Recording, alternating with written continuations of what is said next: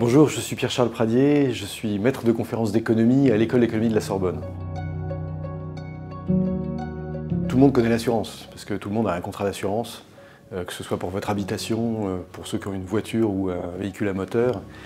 En fait, l'objet du master, c'est pas tout à fait ce type d'assurance-là. Cette assurance qu'on croit connaître, c'est plutôt les assurances qu'on ne connaît pas. Celles dont on a besoin quand on a un sinistre climatique important et qu'on n'a plus de toit, donc qu'il faut se reloger, qu'il faut reconstruire une maison.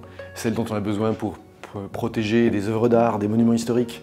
Celles dont on a besoin quand il faut faire évoluer une installation industrielle pour la protéger mieux contre les attaques cyber, contre les incendies. Pour augmenter la résilience de la société, que le Master Saphir a été créé, et puis aussi pour trouver des solutions concrètes à ceux qui font face à des risques. Voilà, donc comment est-ce qu'on se prépare à faire face à ces risques ? Il faut être capable d'estimer et de décrire ces risques, donc ça c'est des statistiques, de les modéliser, c'est des mathématiques appliquées.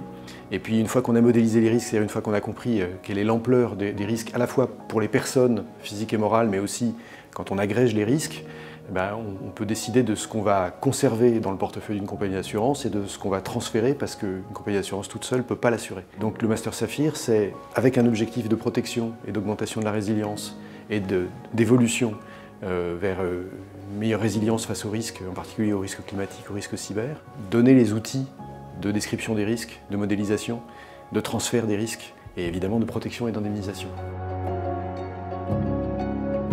Saphir, c'est stratégie d'assurance, finance et risque. Finance, c'est parce qu'en fait, pour les grands risques, il y a des vraies questions financières qui ne sont pas simples, parce qu'une compagnie d'assurance toute seule ne peut pas indemniser des risques qui se trouvent être corrélés. Par exemple, le problème du risque climatique, c'est qu'un événement climatique, il arrive au même endroit.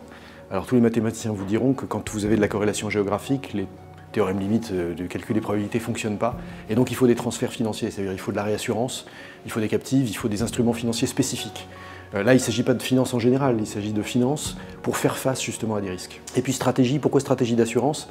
Parce que, en fait, on a vu, il faut un ensemble de connaissances techniques, y compris d'ailleurs le droit des contrats, parce qu'on n'écrit pas les contrats en l'air, y compris le droit relatif aux modalités de portage des contrats, parce que quand vous décidez de porter des contrats d'assurance, vous avez des autorités de contrôle qui vont vous dire qu'il faut mettre des provisions en capital en face des risques que vous avez. Donc on a un ensemble de connaissances techniques, mais cet ensemble de connaissances techniques, si on n'a pas une vision unifiante, une vision stratégique, on est perdu dans une rhapsodie de petits éléments dont on ne voit pas l'unité.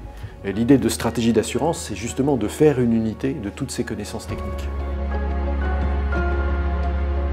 Les étudiants ont 2 jours à l'université, qui sont les jeudis, vendredis, et 3 jours en entreprise, lundi, mardi, mercredi, du début septembre à la fin mars. Et puis ensuite, jusqu'à la fin de l'année, on est en entreprise tout le temps, mais on travaille aussi sur son mémoire. Pourquoi cette alternance entre la formation à l'université et la formation théorique? Il faut avoir une capacité d'écoute et savoir écouter, savoir sur quel ton on va prendre le client, parce que la façon de communiquer est importante, et puis comprendre concrètement comment ça marche une entreprise d'assurance. On ne fait rien aussi bien qu'en y étant.